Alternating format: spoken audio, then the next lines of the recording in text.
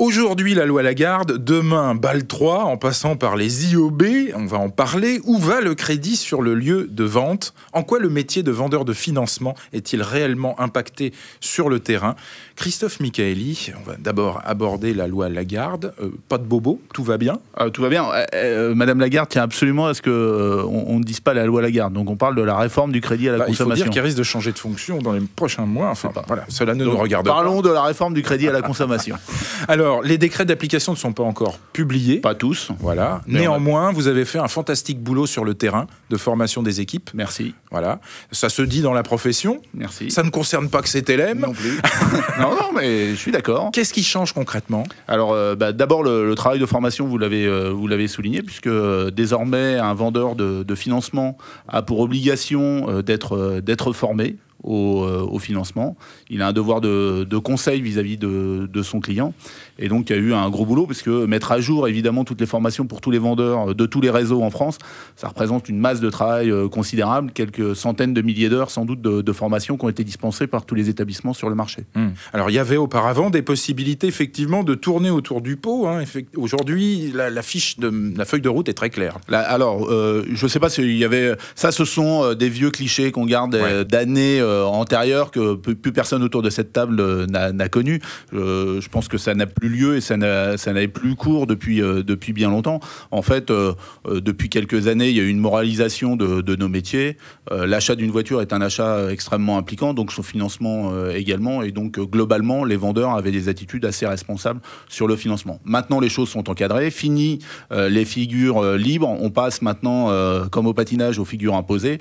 Donc, il y a un certain nombre de règles et d'exercices qu'il faut absolument respecter, dont effectivement la remise de certains documents aux clients qui lui permettent de faire son achat en toute connaissance de cause et en ayant en toute transparence les informations dont il a besoin, comme par exemple le taux réel de son financement. Voilà, ce qu'on appelle le TAEG. Le TAEG, effectivement, qui est commun. La formule de calcul est commune à tous les établissements sur le marché, donc on compare des choses qui sont comparables.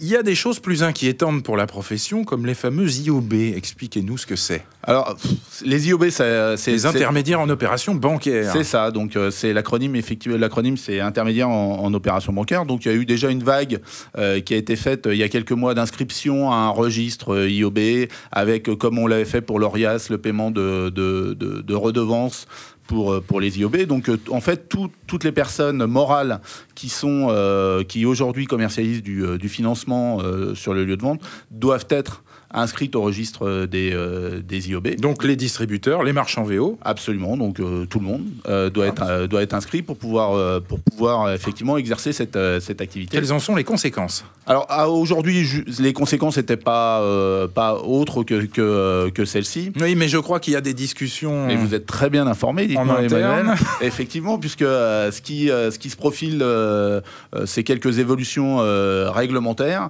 et notamment qui pourraient amener en fait le vendeur à communiquer le montant de sa rémunération sur le financement aux clients. Donc, il y a un gros lobbying de la part de la profession, évidemment, mais également des associations professionnelles pour que cette discrimination ne s'installe pas sur nos marchés, parce que pour le coup, ce sera une vraie discrimination, puisque pourquoi avoir ce niveau pourquoi eux et pas les agences bancaires, et pourquoi eux et pas, par exemple, votre supermarché quand vous allez acheter votre boîte de petits pois? Est-ce que vous vous intéresserait pas de savoir combien gagne votre supermarché? Ou le distributeur sur la marge VN, par exemple. Donc il faut surtout pas mettre le doigt dedans. Oui, ça crée un précédent malheureux. Absolument, ça serait un précédent effectivement qui pourrait être très malheureux.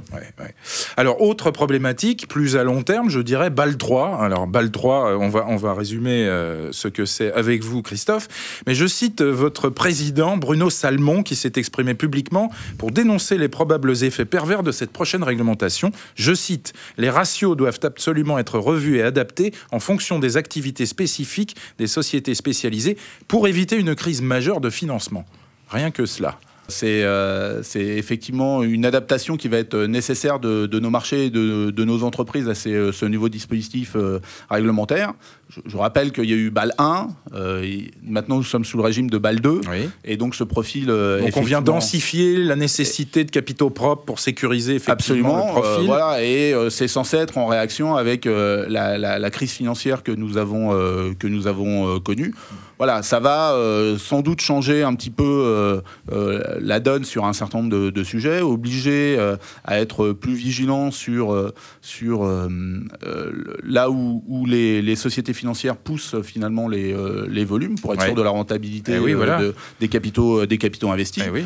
Voilà. Donc peut-être, traduction très concrète, un scoring plus élevé finalement ?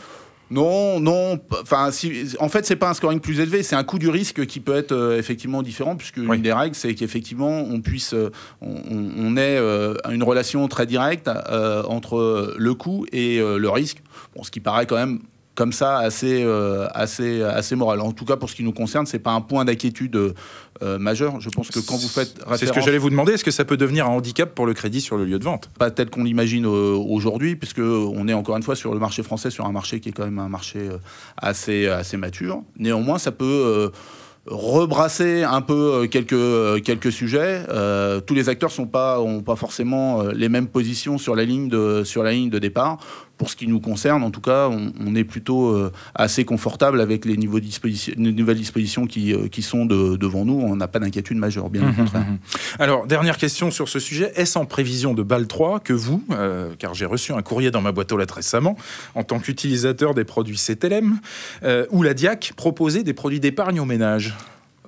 C'est pas en relation, on peut pas attribuer une relation de cause à effet, mais effectivement. Mais vous avez besoin de sécuriser absolument, vos apports de fraîche. Ce qui compte effectivement, mais ça aussi c'est les leçons de la crise, puisque ce qui s'est passé, c'est que la liquidité a pris toute sa valeur, si vous me permettez ce clin d'œil. Elle n'en avait pas avant. Elle avait quasiment pas de valeur, effectivement. Les floor plans en VN, c'était presque gratuit, ou c'était abondé. Voilà, donc maintenant, effectivement, la liquidité a durablement un coût, et donc il y a un certain nombre d'initiatives. Il faut avoir la contrepartie en face. Le marché se professionnalise, on suivra ça dans le détail sur cette PMVO.